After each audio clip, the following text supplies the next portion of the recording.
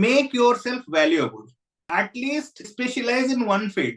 You should not say that I know everything, because law is so vast and nobody in the world with 5,000 lives together would be able to know everything. I know everything means you know nothing.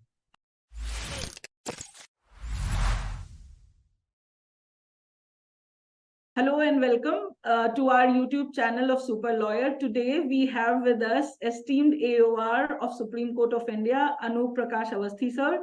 I know him personally for more than a couple of years now, but his way of practice is a little different, and he is also a first generation lawyer. Today he will be talking about himself, and he will enlighten us with the kind of experience he has had till now, with the challenges, with the legal field after being an economics graduate and master's person. Welcome, sir, to our show. My first question to you, before even you start your story, is when and how you decided to do law. We are here to hear your story. Thank you so much, Divya for this opportunity. And there is a very interesting story about my joining the field of law. I was in government job and I was getting bored. So one fine evening when I had nothing to do, I was reading a story of my beloved writer Anatan Chekhov. And there I read a line.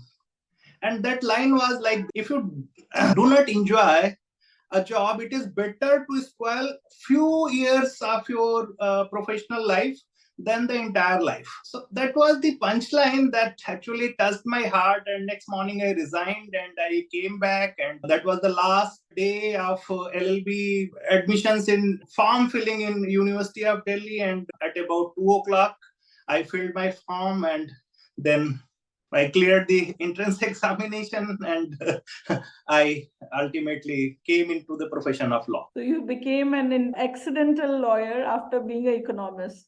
So how have you felt for so long about being a lawyer? You are practicing for so long. Please tell us more about how you transitioned from a government servant to a lawyer, and what kind of success or failures have you seen over the years? Yeah, it was actually very challenging, if I would say, from being a middle class and being in a good job. It was very challenging. So, interestingly, I had about 1 year of expenses in my pocket as my savings, and I did not tell anyone in my family that I'm no more working. So they came to know that I'm doing LLB and I'm in Delhi after 1 year of my being in the profession. And how I succeeded in the profession, I was actually little hyperactive, since I'm a person who does not enjoy monotony. So when I came in DU, I could not secure a seat in a hostel, though I secured good rank in entrance examination and I was entitled to get a hostel seat. So the first case that I filed was in my first year of LLB against University of Delhi. And incidentally, the petition had gone very well, and some senior advocate was also appointed as amicus. And ultimately, I secured a hostel seat, and that made me a little known face in the community. And thereafter, I got a very good internship opportunity under the recommendation of my Dean Faculty of Law. And that's how gradually, in first year of my LLB, I could make some inroads in the profession. The practical touch also I got. Next, I was little active with regard to right to information. That act came in 2005, and by 2007, when I was there, I joined LLB. It was almost in full swing. So, and I used that for so many things, and I filed approximately 1,000 RTI applications on various subjects, various aspects in Delhi, around Delhi, and so many subjects. And slowly I got in touch with several NGOs, and I did some research in 2008 on Indo-Bangla borders, especially the migration that was happening, so-called Bangladeshis in India. So I ultimately concluded that that was a misnomer. So that was something which gave me good exposure in the field. So yes, it was tough, it was challenging, but at the same time, the entry point itself was very much rewarding. Another important thing that happened when I completed my LLB was this right to practice examination in 2010. And I was little upset that we have to wait to clear the examination, then only we shall be able to join the field of law. So after enrolling as an advocate, I challenged that examination. So first case that I did as an advocate, though it was in petitioner in person capacity, was filing a writ petition against that before the Honorable Supreme Court of India. And since this issue was also an issue which was affecting so many across the country, so when I took it up, I got a lot of phone calls from the would-be lawyers as well as established lawyers. So that actually helped me to get in touch with advocates from so many places. So that was another triggering issue which helped me to make contacts, and ultimately I could capitalize on that. Though that petition was dismissed by the Honorable Supreme Court in limine, but that gave me a lot of exposure. And thereafter, I got some good offers from law firms, and I joined one law firm, Mr. Sudhir Associate, located at Central Delhi. And they were doing work in banking and finance and mostly practicing in debt recovery tribunal. And Sudhir sir was the person who challenged the earlier Bar Council of India rules when they came with this practice obligation sometimes in 1997. So that was a connect also, and he was a very good teacher of law, I would say, and he helped me to learn the intricacies of law. Simultaneously, his partner, Mr. Mama Subbaraju, was also very affectionate to me.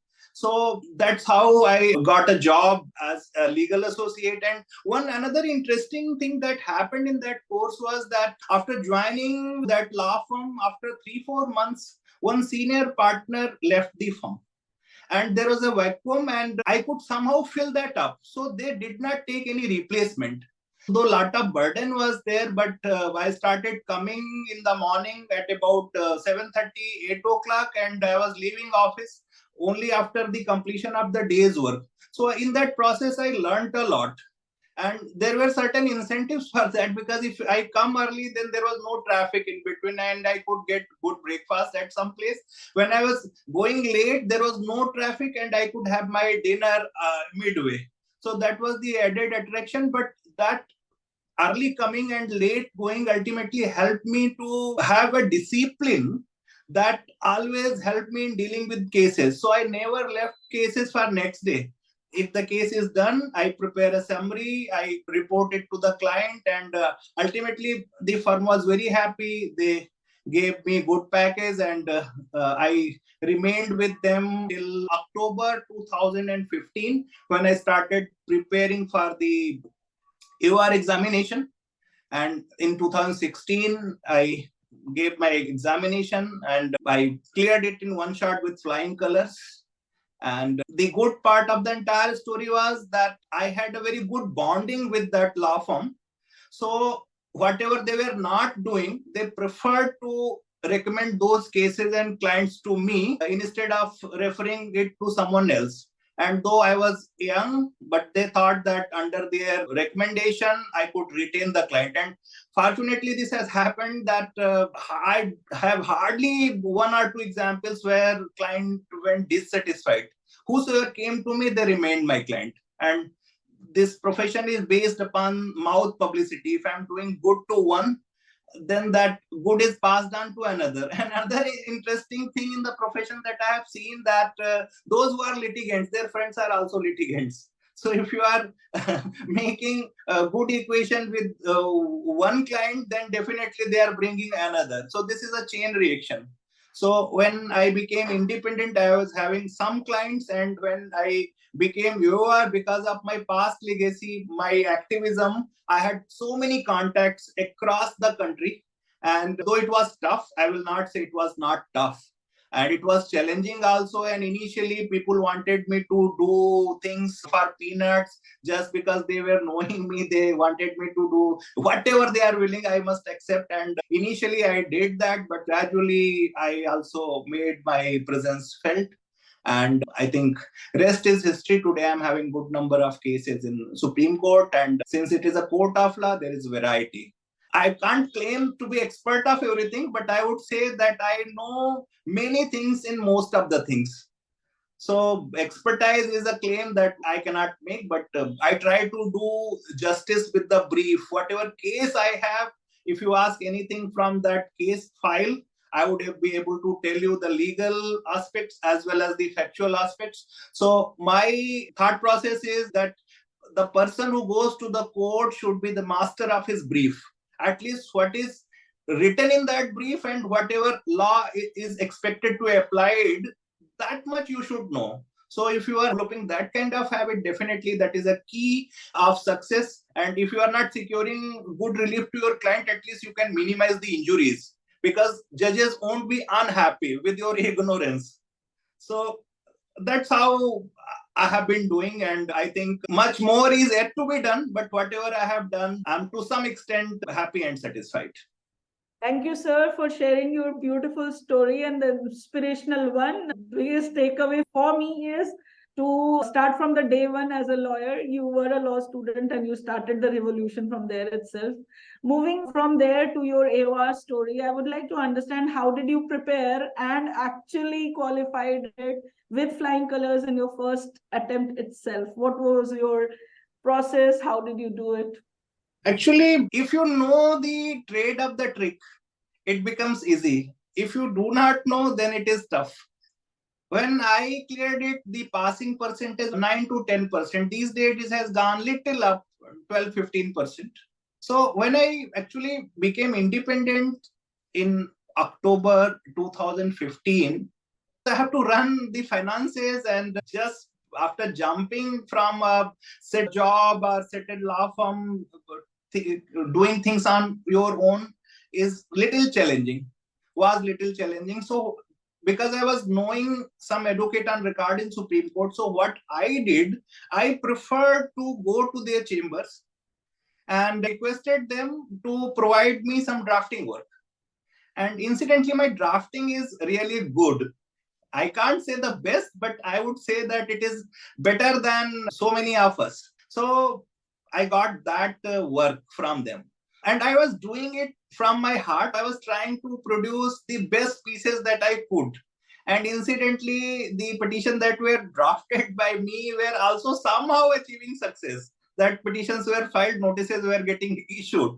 So for almost next a few months, I kept doing that. And rather prior to that, when I was in my law firm also, I always requested my seniors to give me the drafting part of especially petitions, writ petitions. So I was knowing the structure. I was knowing what is a civil appeal, criminal appeal, statutory appeal, appeal from the Armed Forces Tribunal, appeal from the National Consumer Dispute Resolution Commission. So I was knowing the structure. And since my firm was in a lot of work, so some of the Supreme Court work was being done by me. That was one thing that helped me a lot in understanding what is the requirement of the Supreme Court of India in terms of the petitions that are filed there.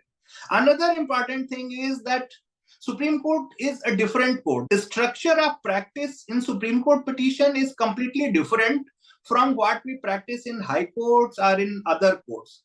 So those who are not well versed with Supreme Court practice may find it little difficult to get in tune with that. And at the same time, if you are continuously doing that, that helps in preparation automatically. Because if you go for the first paper, that is on Supreme Court practice and procedure. So for getting a petition through before the Supreme Court requires the scrutiny by the registry. So if you are making so many mistakes in your draft, you will keep moving around the registry for clearance of defects. So I was of that view that the petition that I am drafting must be such petition where it should take minimum obstacles from the registry. So indirectly, in a way, I prepared my first paper with that kind of drafting. Drafting itself is a very big paper, and I tell you, I secured very good marks in that, in second paper. And for third paper, I really prepared. That was professional ethics. I would say that I gave maximum time to that because one of my friend told me that this is the paper where maximum casualty happens. You can secure 70 and you can secure 27. Maybe sometimes less than that. And I tell you the story of one of my friends who could not qualify AOR in that attempt. He got his answer book under RTI, and it was written in that. I know the examiner also, because I actually know his handwriting. It was written therein that you are trying very hard, but you are not able to touch my heart.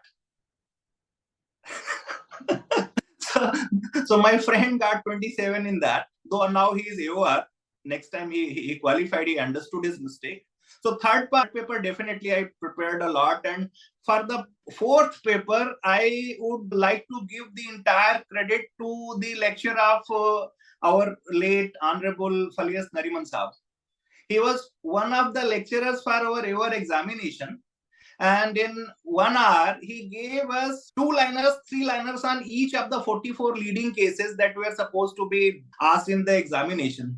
And somehow I was able to interrelate. And another thing was, that time one of the teacher was Andher Arjuna, our ex-attorney general. He also took one class, and he was discussing some comparison between the Indian system and the Pakistani system. So that was the clue that I got, that something of that sort is going to come. And immediately I did the Google search, and when I was actually giving my examination, I got that comparative analysis. So somehow I intelligently guessed what is going to come from the discussions that happened in those preparatory classes. And for the persons who are aspiring to become AORs, my advice would be that must attend those classes and try to decipher, read out what is not said there, what is suggested there, because they are not going to disclose the question paper, but they understand what is going to be asked. Sometimes the lecturer himself is one of the person who has said the papers, are he is in the committee. So whatever is discussed there is very important. And in my case, though I prepared also, I prepared for at least, I would say, 45 days. And there was good advice given by one of my friends who topped your examination couple of years before me. And he gave me certain hints that how to prepare. And he said that be practical when you are answering the questions. Don't be completely theoretical. Apply your mind. So these were certain hints that helped me to formulate my answers. And where I was not knowing the correct answer, there also try to do this. And I think this clicked. So my advice to new entrants would be that be familiar to the Supreme Court. Do not sit at Chennai or Calcutta or at some other place and prepare for your examination. If you are really interested and really wish to qualify it in one shot, be here in Supreme Court for 1 year. Try to read the notice boards. Try to just sit in the court where important matters are being contested, and try to actually understand the arguments put forth. Next, I'll give paper by paper advice.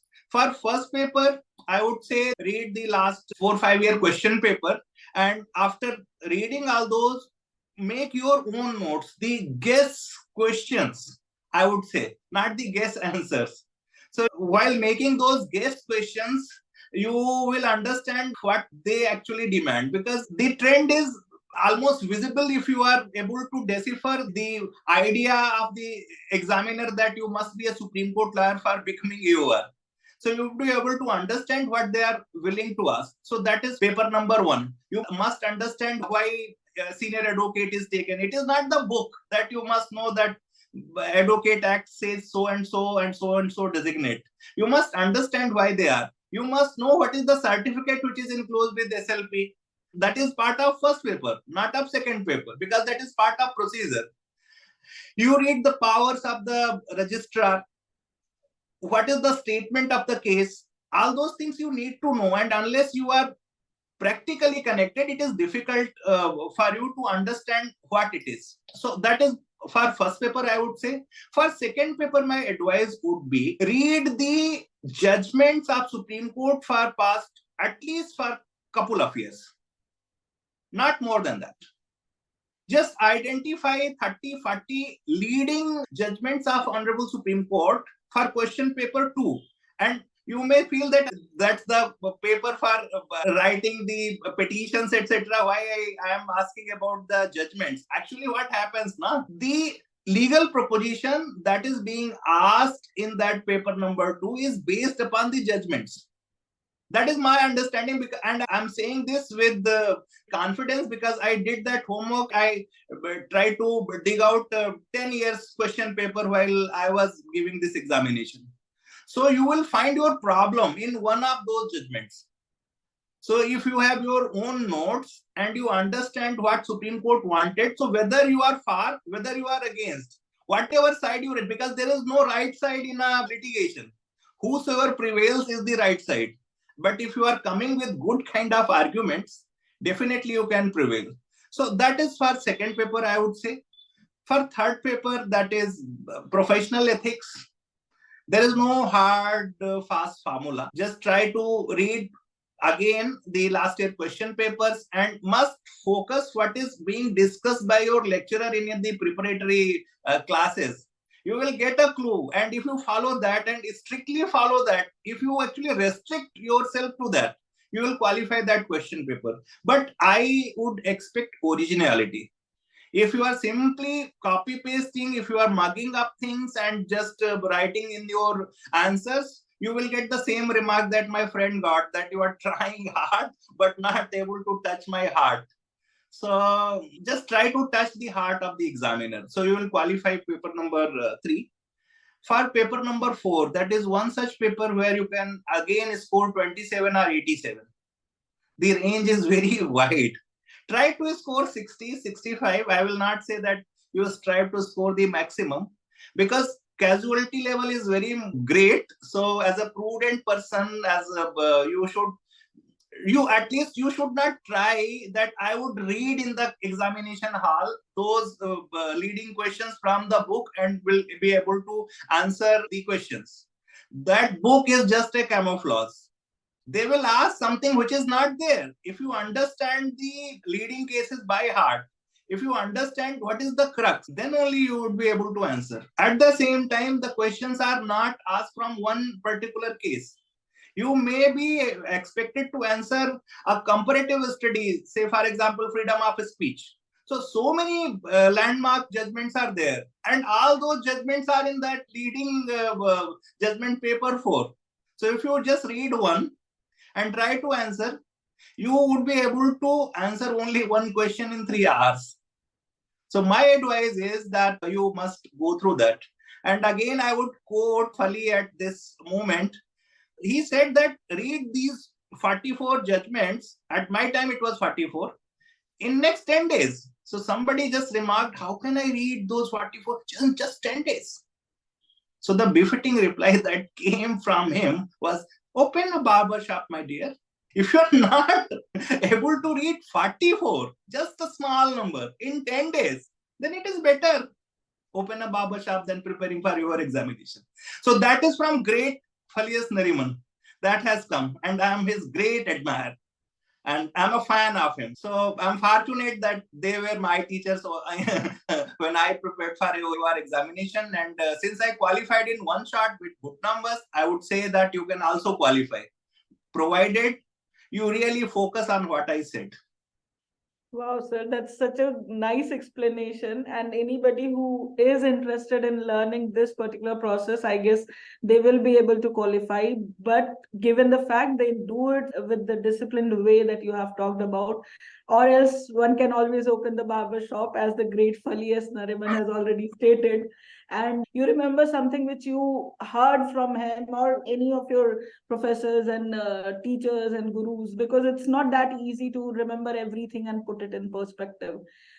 It was everlasting impressions are actually coming forth if such things are said by somebody whom you greatly admire and believe in the capacity of that man and person. You recently also posted about his demise and everything. It shows that how much you admired him, the way he has built the whole practice, not only for himself, he has actually done it for the society also, and very religiously so.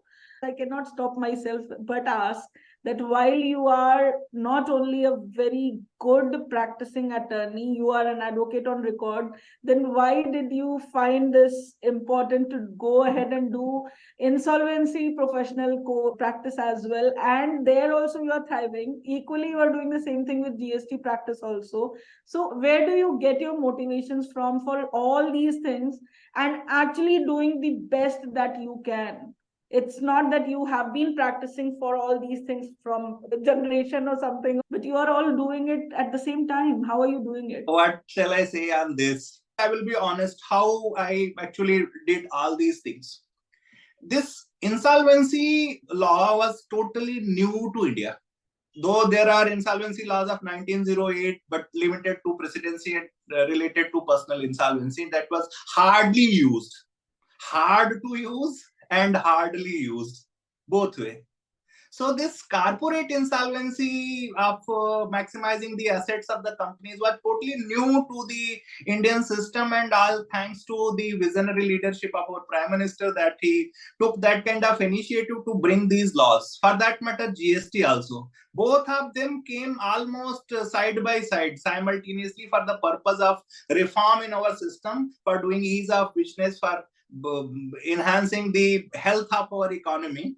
So because this insolvency, lot of assets were rotting for years and years and not coming forth in the main economic system. So the assets were getting depleted, and it was not 1 or 2 crores, it was thousands and thousands and lakhs of crores.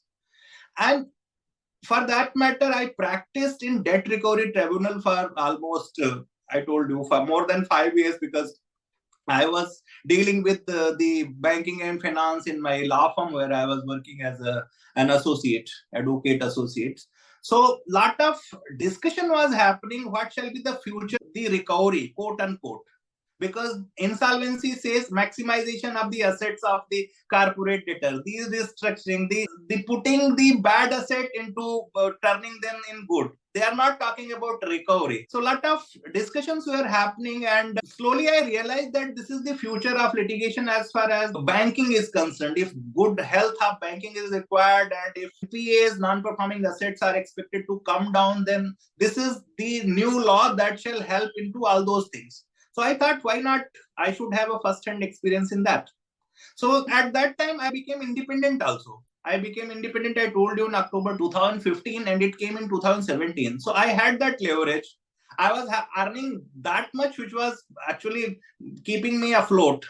My wife was also doing a good job, and she was earning well. So I thought, even if I do not earn for a couple of months, I shall be able to manage. So I will give some credit for that courage to my wife as well. Though that incident never happened, there was no downfall at any time, but I switched to that field and I got some good cases. I started assisting the insolvency professionals as their legal counsel in Delhi, because earlier there was only one appellate tribunal at Delhi for the whole country. Now we are having two. Another is at Chennai for the southern states. And at the same time, since persons who were well aware about the insolvency laws were short in supply, though everybody says that I am an expert, but that was not the case. So I read the laws and I qualified the limited insolvency examination, though I was not having that 10 years standing at bar at that particular point of time. So that gave me an added authenticity to my credentials, that I know something about the insolvency laws. So I got some very, very good cases. And incidentally, I was also paid very well, at par with the established advocate, because I was doing good. So people never thought that they should pay me less because of my experience or age. So that's how that money kept me motivated to remain in this field, I would say. And thereafter, it was a very good journey for past few years. And in 2020, when I got the 10 years standing at bar, I preferred to get that distinction myself. So first I qualified exam, again I qualified the same exam, because the validity of the exam is only for 1 year. Within 1 year, you are expected to enroll as insolvency professional. So I qualified it again and I got very good marks in that as well. So incidentally, I qualify. Whatever exam I give, I qualify. So that is an overconfidence maybe, but I feel that if I give some good time to any examination, so if anybody else can qualify, I shall also qualify. Whether I know it or do not know it is immaterial. So if Mr. X, who's an advocate, can qualify one exam, I can also qualify. I would only just do some research how he did it, and then I will make my own strategy and I will qualify.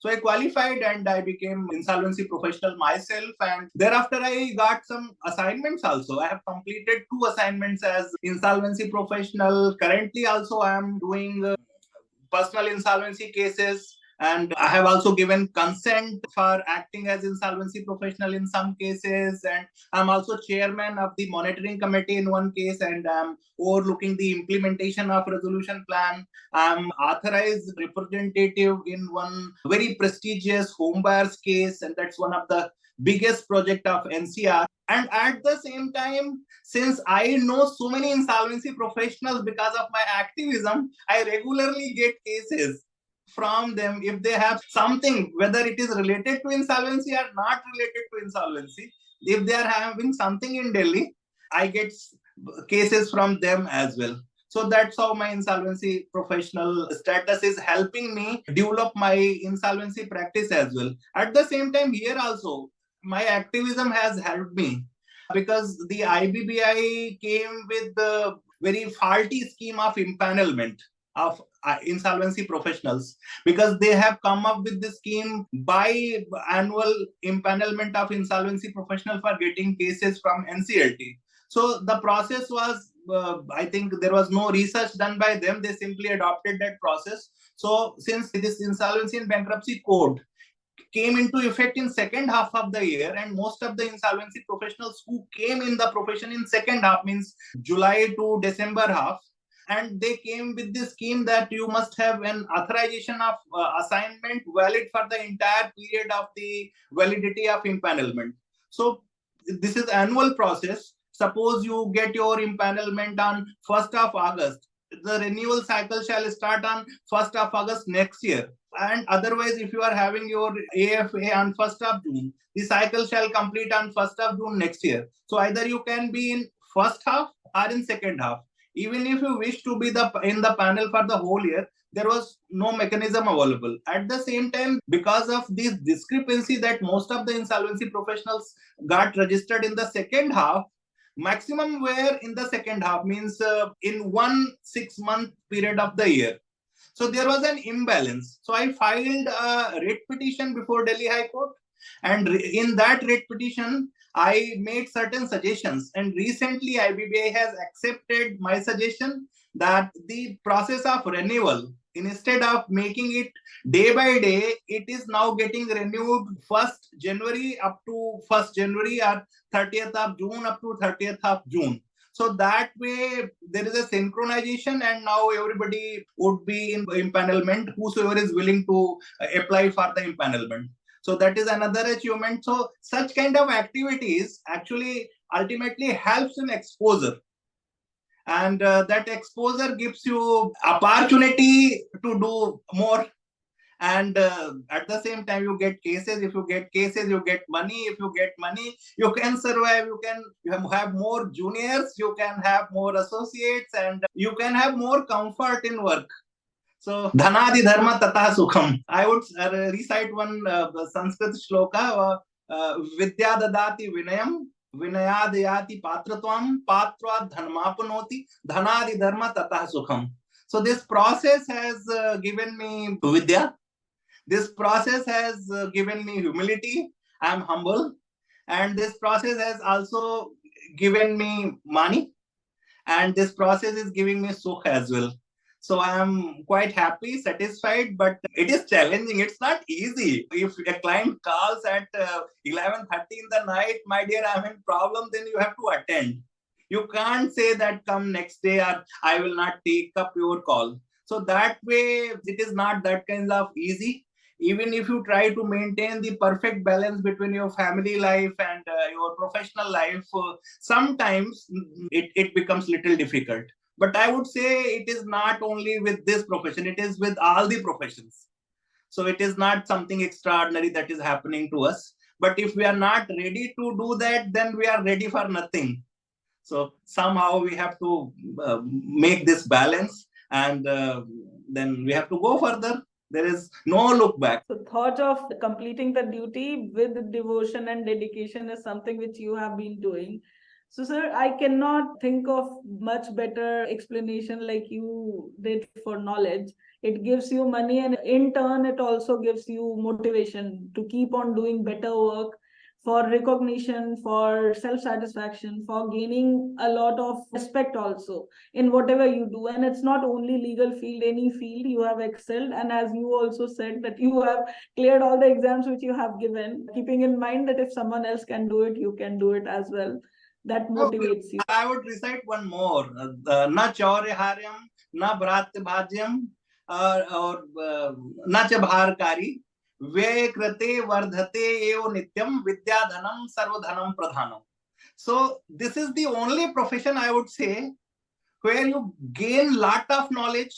You are expected to know everything about something and something about everything. If you have that kind of passion, then you can survive in this system as a very good advocate, a very good attorney. Because if you are not a problem solver with your knowledge, then one should not be in this process. This is something which has brought a lot of social responsibilities, because the system is governed by so many laws. So if you are really willing to infuse harmony in the system, you should know the law and how to use it, quote unquote, not to misuse it. Absolutely true. So, sir, as it seems that you learn and read a lot in different languages, I would say, especially Sanskrit, Hindi, and English, if I may say so. Economics is another language which you speak freely. Other than that, I would like to understand with this context that the people who are entering this field are enormous in number nowadays, and they want to make their name way too soon or way too faster. What is your suggestion, as in how much reading have you been doing consistently? It's not one day job, like you said, like all of the lawyers, all of the people have been saying. My query is how to get motivated or to motivate these learners in order to understand that you cannot build Rome in one day. You are supposed to give it time, patience, and your duty. So what are your words of wisdom for that? Your story would you share with them so that they get motivated? I tell you, Divya, one thing. If law is not your first passion, then at least do not come into litigation. Get a LLB degree, become an officer in some company, a law officer, go to banks, go anywhere, become a very good teacher. All those things are okay. But if law is not your first passion, first love, then do not enter into litigation. Litigation is very painful. It's not easy. You have to perform, you have to market at the same time, and you must ensure that your needs are taken care of. Those who are around you, their needs are also taken care of, and just not taken care of, standard should also be maintained. And that can come only if you are joining litigation with passion. I am from a remote village, and I tell you that when I was young, the level of economic growth was not that much. And as an advocate, I was having no other image than a Faujdari lawyer or a criminal lawyer practicing there, or maximum revenue lawyer, because the issues relating to land and issues that arise about the land ownership, the fighting, these were the two things I was knowing. And slowly a perception also came in mind that in an area, if it is economically underdeveloped, backward, then there is possibility of good Faujdari cases, the criminal cases. Law has multiple dimensions. Now you are having so many venues. If companies are growing, then they will require and hire a lawyer for getting their contracts, doing this, doing that, lot of business shall come, and you will be paid. If they are going down, then at the same advocate will again get work. So my understanding is that since we are in the process of becoming the third largest international economy, the scope for lawyers is too much. rather very much. So somebody who is willing to enter in this particular field should be assured that it will at least provide the bread and butter. If it is not helping you to achieve the best, then still you can remain afloat. It is a better field than other professional courses, I would say, for MBAs, for that matter. I would say sometimes engineering also, I will not say this medical profession, they are doing very good. But if you are not having a degree from the top tier engineering colleges, then you can face the challenges. But if you are having a law degree with an ordinary college also, at least you can survive. So I think future is great, future is bright, but it has the same challenge that other professional fields are having. If you are an entrepreneur and first generation entrepreneur, you will face the same challenges as you are facing as a first generation advocate. But in this field, I would like to tell you, Divya, that if you are really good, the sky is really the limit. You can really do good, very good. If you are second or third generation, you can help in developing and retaining the level of the law firm that your family has developed. But if you are a first generation, whether you make a law firm or do not make a law firm, but as an individual advocate, you shall definitely be very well known. And there are chances that you become a senior advocate. You can do wonders. But really, that requires a lot of efforts. It is easier said than done. That requires a lot of devotion, lot of sacrifice, and lot of reading. If you do not have that kind of habit, that once you get tired of reading your case brief, you enjoy reading something else. If you do not have that kind of zeal, that kind of habit, then I think this is not the profession that you should enter into. You must love law. You must live law. Then you will do the best in law. Thank you for your motivational talk about this particular aspect.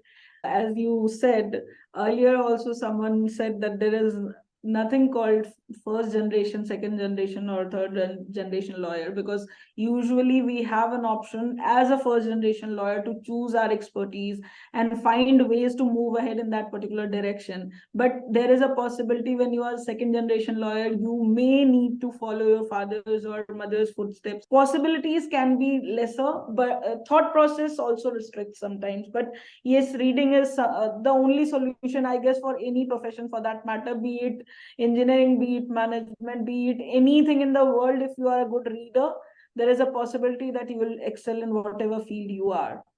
So time and again, you have kept on repeating that it is a busy thing. And even at night or 2 in the morning, you get calls from your clients and you cannot deny them calls. So keeping that in mind, how do you actually find work-life balance? Although that's kind of a myth, but let's find a way of getting that solution. How have you found that particular balance in your life? If you are having an understanding partner who understands that this is a challenging field, you will definitely develop that balance. And my say is that even if you are not able to spend time in the evening, try to spend in the afternoon. Try to spend in the morning with your kids. What I mean to say, whenever you get time, spend that with your family. Because you are not always busy. You are extremely busy when there is really something very pressing. So you can prioritize things. If these emergencies are occasional, it is not every day. It is once or twice or 3 times in a month, not every day. At the same time, unless something is very pressing, very urgent, do not encourage your clients to approach you every time. Means if 8:30 in the night is the curfew, at least phone curfew, then try to maintain it. Maintain 2 phones instead of 1. So one for the family members, another for business. Now, these are some ways. It's not hard and fast rule, but something of that sort. Or at least have somebody who can take calls on your behalf. It is really urgent, because at 9 o'clock nothing is going to happen. Even if heaven falls, it is impossible unless it is a death sentence or some demolition kind of thing that you can go to any court and get immediate relief. That is the rarest of rare, happens once or twice in your entire professional life. Apart from that, I think that way you always tell your client that please, this is my availability, this is my calling time, and you please get in touch with me during these hours. Another good way of making this balance is whenever you go out for a professional visit, try to have one safe day for personal things. So request your spouse to accompany, request your kids to accompany. So you spend one day with them there, because even if you are going to court at some place outside Delhi, your involvement or busyness is only half the day, not the whole day. So you can spend good time with them at that particular point of time. So these are some of the ways that I do, though sometimes it's tough also. It's not easy because I get up at 6 o'clock, and then I do yoga for 1 hour, and I reach office early, and I go late to the home, but I try not to be late more than 9:30 in the evening, not more than that. And whenever occasion comes, I encourage my wife to drop in the office with the kids whenever I am having time. So these are the some ways, but there is no hard and fast formula for that. So practically, you have a disciplined life in maintaining that as well. You have a perfect and amazingly understanding partner. It has made your life easier, and you have tried to find your leisure times also in between. That is something which people should learn, and we should also learn that yes, we have to find time because everyone has those 24 hours only. It is a kind of management, though I will not say that my wife is always happy with my plannings. She says that if we are going out together, we should spend time together. You will drop me in the hotel and you will come in the evening, so that is unfair. But still, we spend good time whenever we get a chance to go out. Next month, we are having a colloquium at Pondicherry for 4 days, and all of us are going. So we will spend time together there. So whenever I get an opportunity, I do that. And I think that's the only way, because if you are spending your working day with family, then I think clients will say Tata goodbye to you. Fully said, sir. That's absolutely perfect advice in order to understand how you can have somewhat work-life balance. So, all this being said, we have almost reached to the last leg of our interview. I would like to understand what kind of interns or the new entrants in legal field have you faced, and what kind of trend have you seen in the thought process of the interns and the people who are coming for job or getting into litigation, because it has been seen that there is a lack of, let's say, seriousness, or maybe they feel like they can move ahead or find something else. We don't need to capitalize every internship opportunity or every job opportunity.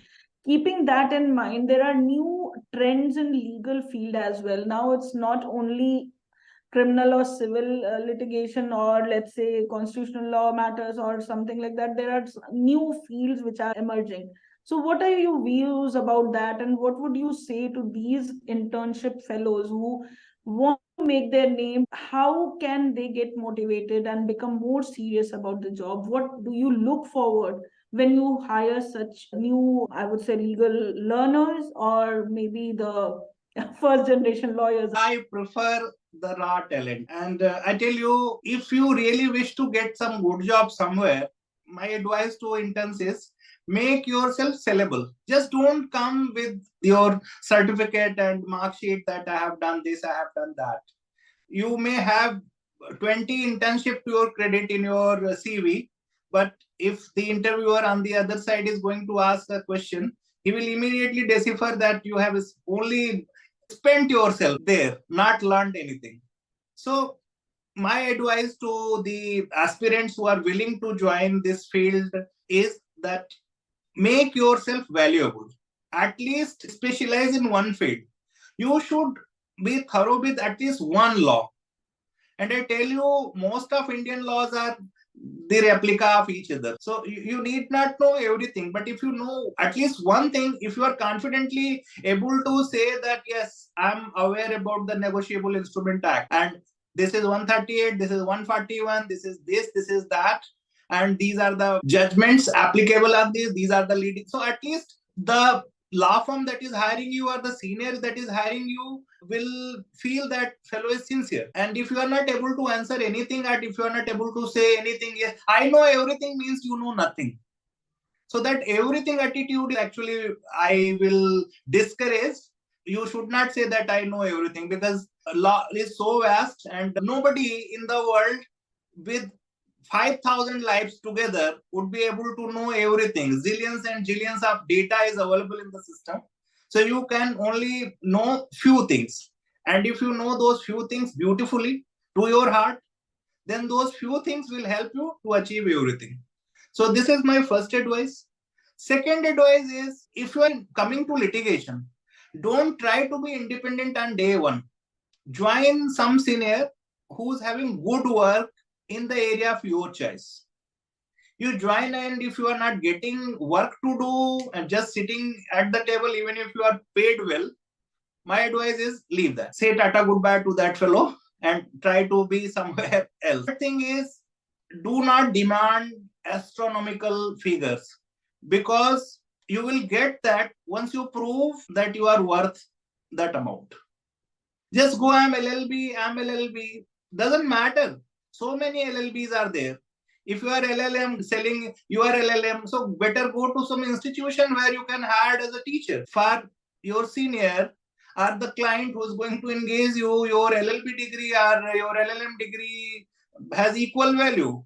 Your PhD is also equal value, because ultimately they want that you give your best and get results for them. If you are actually making a very faulty application, if you are not taking care of the contents, then your LLM or PhD has actually completely irrelevant. Another advice to the new interns is, first, don't do the copy paste exercise. That is my advice to the persons who are entering.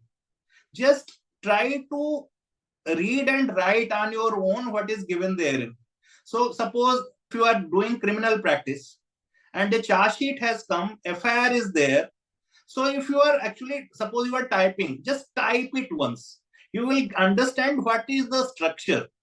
If you just note down the contents of the charge sheet, there you will find the mandatory stipulations in that. That will be written in your mind. You will be able to do that on your tips. If you simply do the copy paste exercise, you will never learn. Another important thing is the mistakes that usually even those who are having 5-7 years of standing in the legal field are committing. They do not read. They simply prepare. And I tell you, if the draft that you are copying from was having some defects, that defect shall continue. So instead of filing a petition under 227 of the Constitution, you will ending up filing a petition under 277, and that will be dismissed, because that's the bad impact of copy paste. So my advice is, first, be original. Try to read everything. Try to understand what is the structure of the mandatory things like affidavits, like certificates. Read Wakalatnama as well. And if you are reading any statute, any law, then I would advise that read the preamble. Make your own notes. Make that habit of making notes. Don't care even if the book becomes kali pili colorful, that doesn't matter. But put your mark on the book that you are reading. Even if you write in the margins, that is okay. And maintain a register. If you come across very good judgment, write in that. So next time, when you vaguely remember that this was the point that I read somewhere, you go to the register, you will find the citation, and then you jump to the original source and you will have your day. So these are my advice. They are simple advice. Never waste your time. As a new advocate, always sit inside the court. I will not advise sitting in the library, especially court libraries where gossips happen. Always. I will not advise that you sit in the restaurant. Just sit in the courtroom, even if your case is not happening. Just listen what is going on. Just try to understand the manner in which judges are putting questions are answered by the person who is standing there. Try not to commit the mistakes that are committed by the person who is facing the judges. Try to repeat the same where the person has got some relief. by answering the queries put forth by the judge. That you can learn only by keen observation. Be very keen observer. Have curiosity, but do not question everything. If you are going to actually prepare your own structure of petitions, you will only get good advice from the court. Go, gentlemen, learn from some senior and then come back. So there's a pattern. There is some mandatory content of each and every application and petition. Follow that structure. Do not innovate with the structure. Innovate with content. That is another advice. And have good command over the language. English, Hindi, because whatever you read, somewhere you can use that. If you are in a very difficult situation, answering a legal query put forth by the judge, and if you have something very befitting to that reply, and if you give that, at least you will not be harmed. So try to be that kind of imaginative, try to be that kind of articulate, and it will not happen in a day. So my advice is be a follower initially. Don't try to be the leader. If you are starting from a very low grade, there is every fair chance that you will reach the top. And I will tell you one quote from Raj Kapoor. And this is something which was coming in radio sometimes in 1995. And it was quote unquote, I will express it verbatim, कि जब मैंने फिल्मों में आने के बारे में सोचा तो मैंने शुरू किया चौथे असिस्टेंट की हैसियत से. मेरे पिताजी का कहना था कि राजू अगर नीचे दर्जे से शुरू करोगे तो एक दिन अव्वल दर्जे तक जाओगे. So my advice is that start from the very basic, and if you are really doing good, nobody can stop you reaching on the top. You can go anywhere. Sky is really the limit. It is you who is going to set your standards of limit. So you have proved that sky is the limit. Thank you for such an amazing interview today. I thank you from the bottom of my heart that you agreed to appear on this show. I really hope that people see, the learners see this and understand how much hard work they need to put in and how much diligent they have to be even before getting into litigation or becoming a lawyer as well. This is all about diligence, duty, discipline, whatnot. Thank you so much once again, sir. One last comment. The smart work has roots in hard work. To become very smart, we, the hard worker. There is no shortcuts. If you are believing in shortcuts, someday you will be cut short. Somebody will survive. So true, sir. Thank you so much. Thank you once again from Super Lawyer team. Thank you, sir. I'm also thankful to your team for giving me this opportunity to get interviewed by you and by your esteemed team. Thank you very much from my side, from the core of my heart. Thank you so much.